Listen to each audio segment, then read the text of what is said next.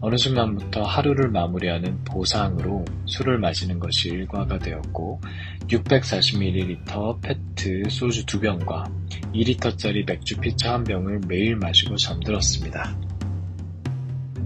지금 생각하면 자는 것이 아니라 취해서 쓰러진 것에 가까웠습니다.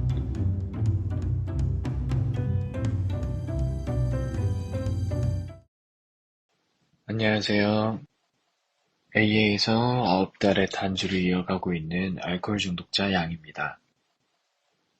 제가 술을 본격적으로 먹기 시작한 건 2017년 술집을 오픈한 이후부터였습니다. 처음에는 당구를 만들겠다는 마음으로 한 잔, 친구들이 찾아오면 고마운 마음에 한 잔, 그것이 다였습니다. 그때는 그저 술을 좋아하는 애주가 정도로 생각했었습니다. 하지만 코로나로 인한 매출이 떨어지고 여자친구와 이별까지 하게 되면서 평소보다 더 많이 마시기 시작했습니다. 거의 매일 일이 끝나고 집이나 가게에서 소주 한두 병 정도를 마셨습니다. 이것이 습관적 음주의 시작이었습니다. 어느 순간 술을 마시면 마음이 조금 편안해진다는 걸 깨달았고 그 후로는 낮에도 마음이 무거운 일이 생기면 캔맥주를 한두 캔 사다 마시기 시작했습니다. 술을 한 잔 마시면 마음이 가벼워지고 일 능률도 올라가는 듯 느껴져 나름 나쁘지 않은 방법이라고 착각했고 힘든 상황만 사라지면 술 마실 필요도 없을 거라고 느꼈습니다. 하지만 정작 그 상황이 되었는데도 술 마시는 습관은 그대로였습니다. 어느 순간부터 하루를 마무리하는 보상으로 술을 마시는 것이 일과가 되었고 640ml 페트 소주 2병과 2리터짜리 맥주 피처 1병을 매일 마시고 잠들었습니다. 지금 생각하면 자는 것이 아니라 취해서 쓰러진 것에 가까웠습니다. 숙취 때문에 점점 일은 귀찮아졌습니다. 출근하자마자 일이 끝나 술 마시는 기간만 기다렸습니다. 인생이 아무 일도 없이 지나가면 좋으련만 몇 가지 안 좋은 일들이 찾아왔습니다. 예전처럼 맥주 한두 캔으로 잊어보려 했지만 이미 그 정도로는 해소가 안 됐습니다. 맥주에서 소주로, 소주 한 병에서 2병으로 미친 정신은 술을 멈추게 하질 않았고 눈을 뜨면 가게 오픈 시간이 지나 있었습니다. 에라 모르겠다. 다시 잠이 들었습니다.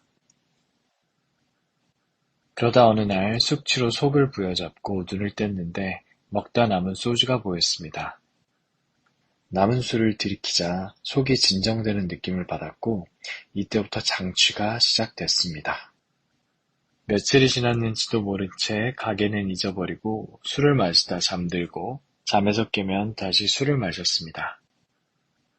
몸에서 더 이상 술을 받지 못하면 2, 3일 괴로워 몸부림치다가 조금 움직일 수 있게 되면 일을 하고 술을 마시는 생활이 계속 반복됐습니다. 결국 2022년 가게 문을 닫았습니다. 다른 곳에 취직을 하면 좀 달라질 줄 알았지만 술은 멈춰지지 않았습니다.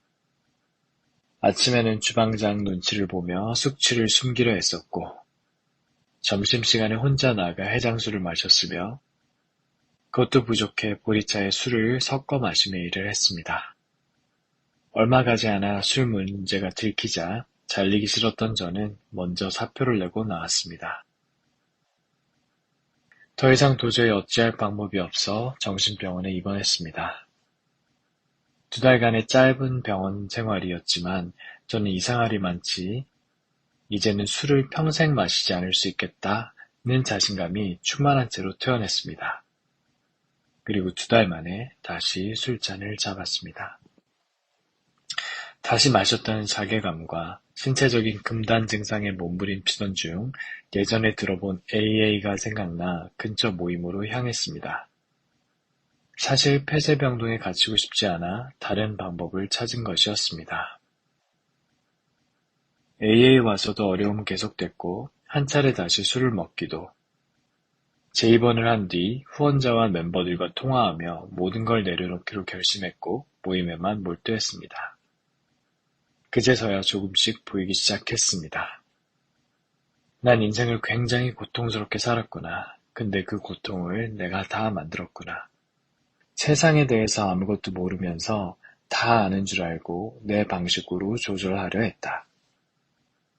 어릴 적 경험한 가정불화, 가난, 학교폭력 등을 저는 받아들이지 못했습니다. 왜 세상은 나에게만 일어나 하는 생각으로 술 마실 명분으로 삼았습니다.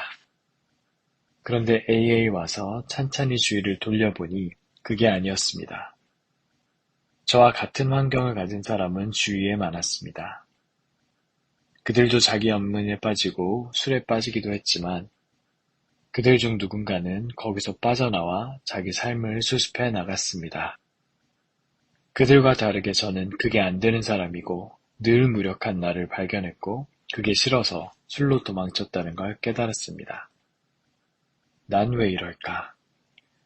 난 왜 이렇게 무력한 사람일까? 받아들이기가 너무 힘들었습니다. 왜냐하면 제가 못난 사람이라는 걸 인정해야 하기 때문이었습니다. 그 부분에서 막혀 후원자 선생님과 1단계를 나누다가 AA 모임 전에 읽는 한 문장이 눈에 들어왔습니다. 그들은 그렇게 태어난 것 같다. 불현듯 예전에 심리 상담사가 말했던 내용이 생각났습니다. 돌이 약하고 강한 것도 정해져 있듯 성격도 타고나는 부분이 있다. 정신이 강하게 태어나는 사람도 있고 그렇지 않은 사람도 있다. 그렇지 않은 사람들은 도움을 받고 노력을 해야 한다. 여기서부터 조금씩 받아들임이 시작된 것 같습니다. 나는 그렇게 태어났구나. 결점이 남들보다 많구나. 나는 정신이 약해서 고통을 크게 받아들이는구나. 회피 성향이 강해 술로 도망가는구나. 그렇게 중독자로 태어난 거구나. 내 모습이 너무 별로였지만 달리 방법이 없었습니다. 과거처럼 난 아니야, 내가 이럴 리 없어 하며 내가 옳음을 증명하려 했지만 그럴 수 있었다면 애초에 문제가 이렇게 커지지도 않았을 것이고 나는 지금 모임에 앉아있지도 않을 것 같았습니다. 제 상황을 이해하면서 마음이 조금씩 열렸고 경험담을 더 적극적으로 듣고 제 문제를 더 적극적으로 나누기 시작했습니다. 사실 지금은 단주한 지 오래되지는 않았기에 크게 달라진 점은 없습니다. 그러나 예전과 다른 점은 나아질 수 있다는 희망이 보인다는 것입니다. 나보다 더 어려운 상황에서도 모임에 나와 단주를 시작해 점점 삶을 수습하고 전과는 다른 삶을 살아가는 선배 멤버분들과 후원자 선생님이 모임의 힘을 증명해주고 계십니다.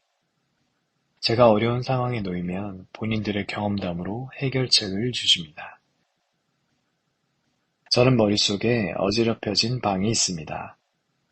예전에 저는 그 방을 어디부터 어떻게 손대야 할지 몰라 낙담하고 술로 도망갔지만 이제는 그 방을 같이 치워주겠다며 손발 걷어내 주시는 멤버분들이 생겼습니다. 방이 치워질 수 있다는 가능성이 보입니다. 세상에 늘 혼자였던 제가 이제는 든든한 후원자 선생님과 함께하는 동료 멤버분들이 생겼습니다. 앞으로 가는 길이 사실은 많이 두렵지만 그때마다 후원자 선생님과 멤버들이 도와줄 거라는 걸 이제는 압니다.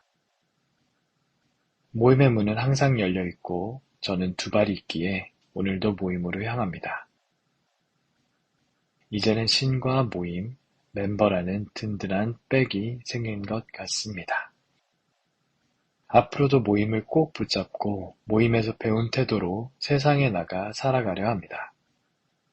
저에게 희망을 준 AA 모임과 멤버분들, 그리고 물심양면 도와주시는 후원자 선생님께 정말 감사드립니다.